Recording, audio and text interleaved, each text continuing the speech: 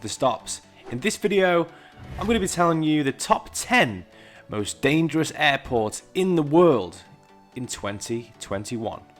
Aeroplanes offer us the fastest mode of transport on Earth, and already going so fast, a regular flight is scary enough for some people. While planes are still one of the safest means of travel, some airports are just more challenging than others. These 10 most dangerous airports in the world require precision and massive skill to land here safely. With tiny runways juddering out from above a cliff, or ice-covered landing strips you can skid across at any time, descending or taking flight from these dangerous places will have you trembling with your heart in your hands. This video is going to be amazing, so make sure you stick out till the end and let's get right to it. Narsarsuaq Airport is located in Tunayofik on the country's southern tip. The airport was built in 1941 by the USA Ministry of Defense. One of two airports in Greenland capable of serving large airliners, pilots must deal with strong winds, severe turbulence and wind shear in the mountainous landscape before they get sight of the relatively short 6,000 foot runway. While the high winds is a major challenge for pilots, a nearby volcano can be even more of a headache. When it erupts, its volcanic ash cloud contains very small particles of glass that can damage the aircraft engines. At number 9, we've got Toncontin Airport in Honduras. Toncontin Airport is also one of the world's deadliest airports. The approach to Toncontin Airport, located near the capital of Honduras, has long been considered one of the most dangerous airports in the world. The mountainous terrain surrounding the small airport forces pilots to make a dramatic approach that's anything but head-on, with a steep descent and a sharp turn prior to lining up with the runway. In 1989, a Boeing commercial plane crashed into the mountainside on approach, killing 132 people. At least 5 more planes have followed suit and crashed in or around the airport. A new airport is currently being constructed in Comagaiua to replace Toncontin International Airport. At number 8, we've got Madeira International Airport in Portugal.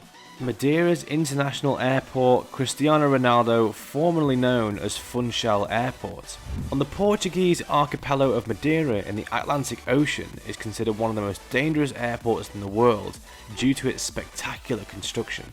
The original runway was only 1,600 meters long, but was extended to 2,781 after a fatal plane crash in 1977. 164 people died when a Boeing 727 fell off the end of the runway into the beach below. The runway extension is supported by 180 columns partly over the ocean, which has to withstand the serious shock loading during landings. The airport is also dangerous due to strong winds, high mountains on one side and the ocean on the other. Pilots must undergo additional training to land at this airport. At number 7, we've got Wellington International Airport in New Zealand. Serving the capital of New Zealand, Wellington International Airport is the third busiest airport in the country, after Auckland and Christchurch. It features a single 2,081 metre runway that appears to start and end in the ocean. The airport has a reputation for sometimes rough and turbulent landings even in larger aircraft due to the channeling effect of the Cook Strait creating strong and gusty winds, especially in northwesterly conditions. This makes it extremely difficult for pilots to maneuver landings and can sometimes turn flying into a hair-raising experience for passengers. At number 6, we've got Gibraltar International Airport, the British Overseas Territory. The runway at Gibraltar Airport crosses the main road in and out of the British Overseas Territory, and consequently, traffic has to be closed every time a plane just wants to land or depart. The resultant traffic jams have led to the construction of a tunnel under the runway, but the project has been plagued by delays and is still not complete. However, the highway crossing isn't the main issue for pilots.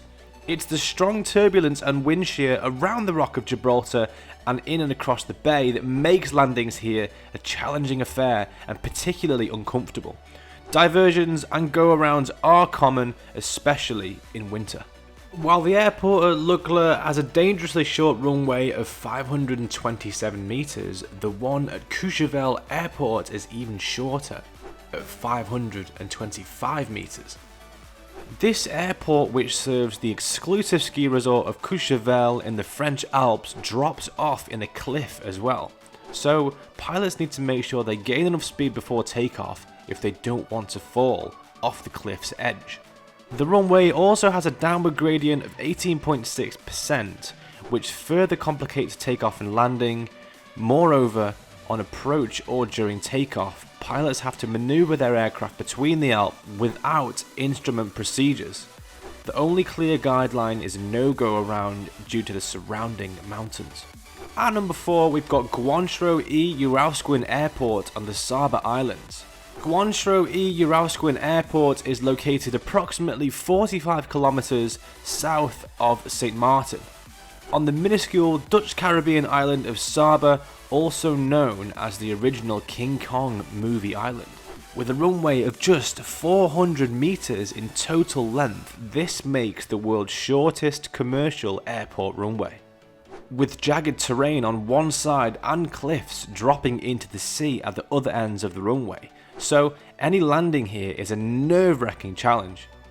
Although the airport is closed due to jet traffic, regional airline propeller aircraft are able to land there under waivers from the Netherlands Antilles Civil Aviation Authority.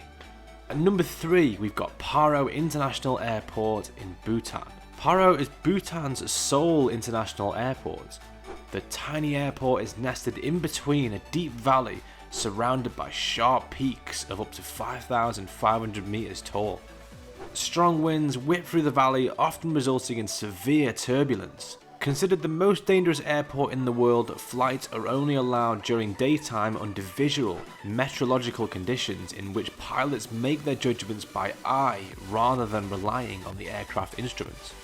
The dramatic approach to the runway is completely out of sight for pilots until last minute as they maneuver between the mountains at a 45-degree angle before dropping onto the runway. Only a limited number of pilots are authorised to land at Paro.